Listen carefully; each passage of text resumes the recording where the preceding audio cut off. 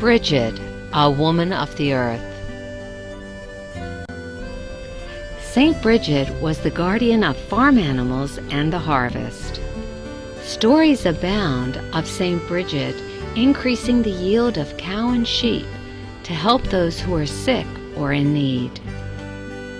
Many of the stories about Brigit deal with, the butter and the cows and the milk. We're told that, no matter how many visitors came to Brigit or many people called at the door, there was always enough milk.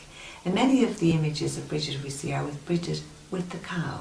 I suppose it is the whole feminine face of God that is very important for Brigit. So we look to Brigit as an earth woman who was very much in touch with the elements, the earth, the air, the fire, the water, with nature, with the milking, with the land, the sowing and the reaping.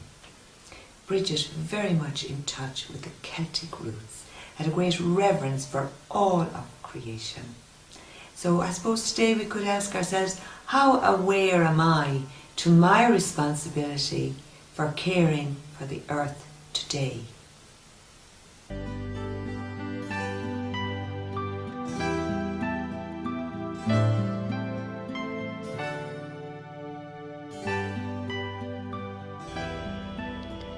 Saint Brigit, a model of equality and partnership. Saint Brigit founded a double monastery in Kildare, which included women and men, some of whom lived a celibate life, while others were married couples with children. All were referred to as religious, whether married or single, and lived in a Christian community or village, having dedicated their lives to Christ. This is a model of what an ancient Celtic monastery looked like.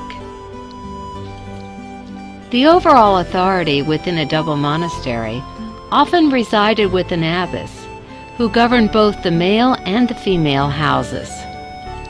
Brigit was a powerful leader. She appointed her own bishops and bishops in adjacent lands. Brigit invited Conleth, a hermit from Newbridge, to assist her in Kildare. According to the life of Brigit, written in the 7th century by Cogitosus, Brigit and Conleth governed their church by means of a mutually happy alliance. Some scholars believe that there is evidence of women priests in the Celtic church and of their presiding at Mass. The day that Brigit was professed on Croghan Hill, we're told that there were 8 sisters professed. And Bishop Mel, instead of saying the prayer for profession of sister, said the prayer for consecration of bishop. And Macaulay said, "Mel, why did you do that?" And he said, "I had no control over the words that came from my mouth. It was by the power of the Spirit." So we're told that Brigit was leader here. This was the leading abbacy in all of Ireland. But of course, even though she was a great leader, she knew she couldn't do it alone, and she went over to Newbridge to Great Connell and invited over Conleth, who was a smith craftsman, and they had a double monastery for men and women here in Kildare. I think equality is very important today.